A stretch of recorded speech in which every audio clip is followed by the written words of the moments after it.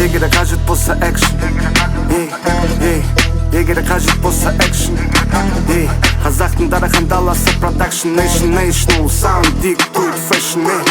Сәлем құрметті достар, сіздермен бірге Дархан Академи. Бүгін біз сіздермен бірге жауырынның анатомиясына тоқталатын боламыз. Жауырынды латынша біз скапуля деп айтамыз. Скапуля, орысша лопатка деп айтамыз.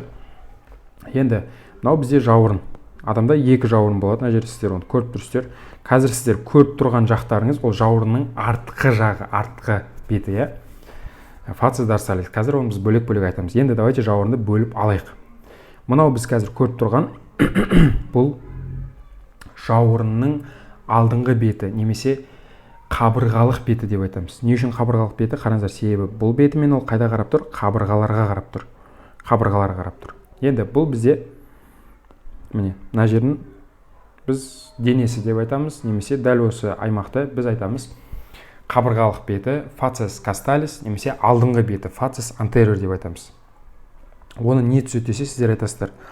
Бұны фосса субскапулярис түзет. Яғни жауырын асты шұңқыр түзет. Подлопаточная ямка. Міне, мынау Д болып тұрған осы нені түзеді? Жауыр, сіздер айтасыздар. Фосса субскапулярис, яғни жауырын асты шұңқыры, ол жауырынның алдыңғы бетін құрайды дейсіздер. Одан басқа біз нені бөліп қарастырамыз? Біз тағы да былай бөліп қарастырамыз. Біз жауырынның жоғарғы бұрышын қарастырамыз. Так, мына жерде бар ма екен? Міне, жоғарғы бұрышы, ангулус супериор, және дәл осы жерде біз тағы қарастырамыз жоғарғы қырын. Жасылмен тұр ол қазір. Осы жоғарғы қыры бізде марго супериор. Одан басқа төменгі бұрышын қарастырамыз, ангулус инфериор. Одан басқа медиалды қырын қарастырамыз. Мынау бізде медиалды қыры. Одан кейін латералды қырын қарастырамыз. Марго латералис, мынау бізде не? Марго медиалис. Латералды қырында, қыздар жігіттер, міне латералды қырында біз нені көреміз? Буындық бетін көреміз. Мынау бізде барлығы бізде латералды бұрыш. Осы жерде біз буындық бетті көреміз. Міне жауырынның буындық беті. Кавитас глиноидалис. Осы жерге келеді, кім? Тоқпан жілікпен байланысады. Міне. Мынау ғой, міне көрдіңіздер ғой. Мынау бізде тоқпан жілік. Мына жерде келіп, ол тоқпан жілікпен осы буындық беті арқылы сізді байланысады.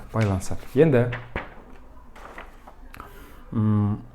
осының астында мынау құрылым бізде подсуставной бугорок деп аталады, немесе буын асты төмпешік, туберкулум инфраглиноидали деп айтамыз. Енді былайынан тағы қарастырсақ, біз жоғарысында нені көреміз? Екі өсіндіні көреміз. Қазір бүйтіп ұста қойыншы.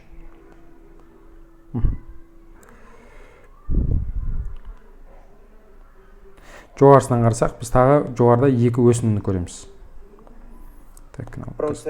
Процессус коракоидеус. Ең біріншісі мынау қос тұмсық тәрізді өсінді, процесс коракоидеус. Одан кейін екінші артында тұрған ол акромион. Бұғана осыған байланысады. Давайте оны тағы тоже сіздер көрсетейін. Міне. Давайте қазір мен бояп көрсетейін сіздерге. Мынау акромион, бұғана, көрдіңіздер, бұғанамен байланысты тұр. Мынау процесс коракоидеус, қос тұмсық тәрізді өсінді. Окей. Енді осы жерде тағы да дополнительный бір құрылым бар, айтылмай кеткен.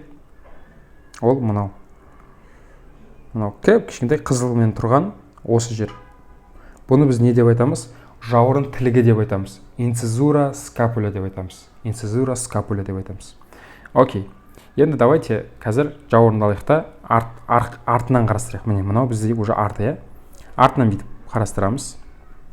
Артынан қараған кезде біз оны несін көреміз? Артқы бетін көреміз. Міне мынаның бәрі артқы беті. Артқы бетін біз не деп айтамыз? Фацис дорсалис. Міне фацис дорсалис деп айтамыз, немесе постериор деп айтамыз. Міне фацис постериор деп жазып. Одан басқа бұл жерден біз алдыңғы құрылымдардан көрген нелерді көре аламыз? Алдыңғы құрылымнан көрген жоғарғы қырын көре аламыз, төмен қырын көре аламыз. Одан басқа мына жерде мысалы акромеонды көре аламыз, құстұмсық тәрізді өсімді көре аламыз. И мына жерде біз буындық бетін көре аламыз, буындық бетін көре аламыз. Енді новый заттардан бұл жерде біз нені көреміз? Новый заттардан біз мынаны құрылымды көреміз.